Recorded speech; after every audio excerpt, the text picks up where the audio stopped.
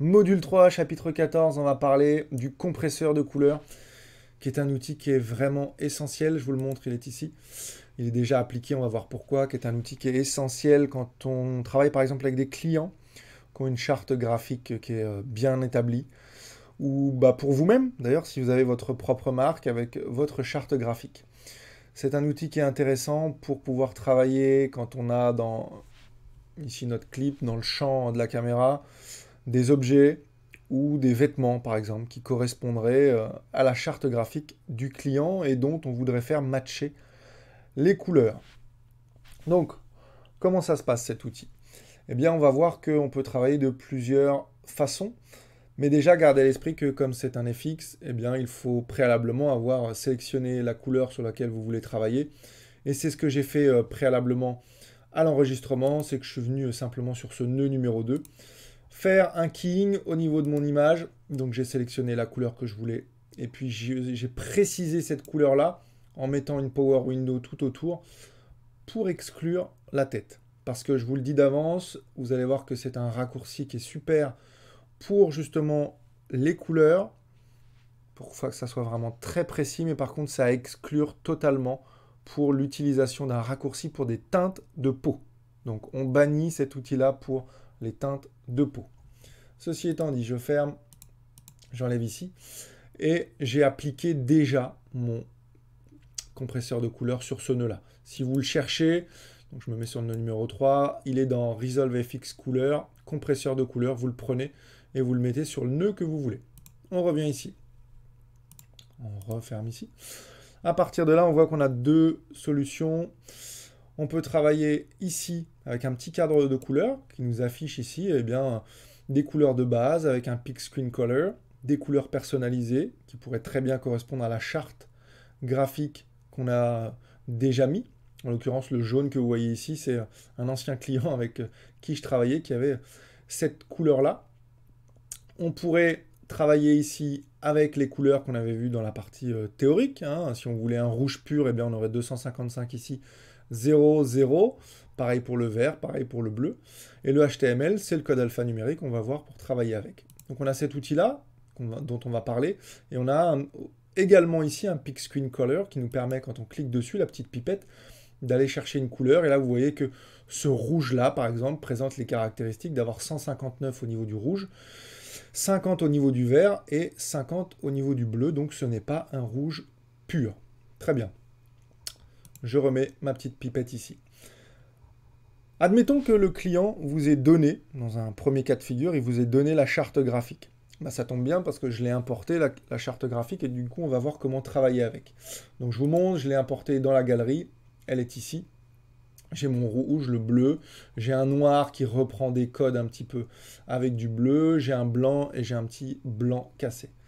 Très bien. À partir de là, comme je l'ai sélectionné, je vais pouvoir travailler en reference wipe ici, hein, avec le volet, pour pouvoir faire matcher les couleurs. Donc c'est ce qu'on va faire, hein. Je vais recliquer, l'effet il est ici. Je vais prendre mon Pick Screen Color ici, et je vais aller sélectionner ma couleur. Je clique dessus, et regardez ce qui s'est passé ici. Bah, ça m'a affiché du bleu. Pourquoi ça m'a affiché du bleu? Eh bien tout simplement parce qu'en fait, on ne peut pas utiliser cet outil-là pour faire une charte graphique en surimpression comme ça. Parce qu'en fait, ce qu'il est venu sélectionner là, c'est le bleu qui est en dessous. C'est ça qu'il est venu sélectionner. D'ailleurs, je vais remettre ici un 0, 0, 0. Il est venu sélectionner le bleu. Vous voyez? J'ai pris le rouge, mais en fait, ce bleu-là, c'est le bleu. Donc, on n'utilise pas cet outil-là pour travailler avec. Par contre, ce qu'on va faire, c'est qu'on va utiliser celui qui est à côté. Donc, je garde toujours... Alors, je vais le mettre un petit peu plus présent à l'image. Par contre, je peux venir cliquer ici. Et la bonne façon de travailler, c'est avec ce Pick Screen Color qui est ici. Donc là, je peux le prendre. Là, je peux me déplacer dans mon image. Je cherche ma petite croix. Et là, vous voyez qu'en bas, ici, ça va m'afficher la couleur avec mon code alphanumérique. CE1827. Je peux cliquer dessus, souris gauche, je clique dessus. Voilà, ça me l'a sélectionné, il est ici, je fais OK. Et là, j'ai bien ma couleur qui est utilisée. À partir du moment où je suis venu sélectionner ma couleur, je peux fermer, j'en ai plus besoin. et je peux commencer à travailler sur mon image de manière très simple. De façon théorique, comment ça se passe? Teinte, saturation, luminance, vous avez entre 0 et 1 pour les 3 paramètres. Je vais les mettre les 3 à fond, 1 ici, 1 ici, 1 ici. Donc vous voyez que ça nous crée des artefacts. Mais c'est simplement pour vous dire que lorsque vous êtes à 1 partout, en fait, au niveau de la teinte, de la saturation et de la luminance, cette couleur-là, que vous voyez donc du coup à l'image, c'est exactement la même couleur qu'est ici. Elle est parfaite. Elle match exactement de la même façon. Par contre, vous voyez bien que c'est pas du tout ce qu'on veut sur notre image, c'est dégueulasse. Donc on va essayer d'être plus subtil que ça pour que la teinte ici, elle se rapproche le plus possible et qu'en termes de saturation et de luminance, on puisse se rapprocher le plus possible sans qu'on ait d'artefacts. Et vous allez voir que c'est pas forcément simple parce qu'avec une image comme celle-ci, on a beaucoup de luminosité sur le haut de notre t-shirt et peu sur le bas, c'est compliqué. Mais c'est juste pour vous montrer comment vous pouvez l'utiliser. Donc la teinte, ce que je vais faire, je le sélectionne. Et puis je vais commencer. Alors, je vais le zoomer pour que vous voyez mieux. Donc vous voyez que quand on est à 0, l'image de base en fonction des spots qui ont été utilisés, là les néons et la température de couleur de la caméra, on est plus sur quelque chose qui est orangé. Moi je veux me rapprocher un peu plus de la teinte et vous voyez que plus je vais vers la droite, plus mon rouge il se rapproche de la couleur de base. Donc je vais aller, j'augmente un peu. Vous voyez que si je vais à 1, on obtient un petit peu du magenta, un tout petit peu ici. Je ne sais pas si vous le percevez, mais... Donc je vais descendre un tout petit peu, moi. Voilà, je travaille quand même avec un client, et donc il faut vraiment respecter la charte graphique. Autour de 800, je pense qu'on est pas mal. À partir de là, on voit ce que ça donne avec la saturation. Attention, hein, vraiment avec saturation luminance. Vous voyez? Parce que là, du coup... En fait, on le voit peu, mais à l'intérieur de mon gant ici, j'ai du bruit. J'ai vraiment du bruit. J'ai vraiment, en ce qui concerne le canal rouge, j'ai du rouge qui est présent ici. Et donc, du coup, dès que je change un peu la saturation, vous voyez que ça m'ajoute encore un peu plus de bruit. Donc, la saturation, je ne vais pas pouvoir faire grand-chose. Et la luminance, c'est pareil. À mon avis, ouais, vous voyez ça.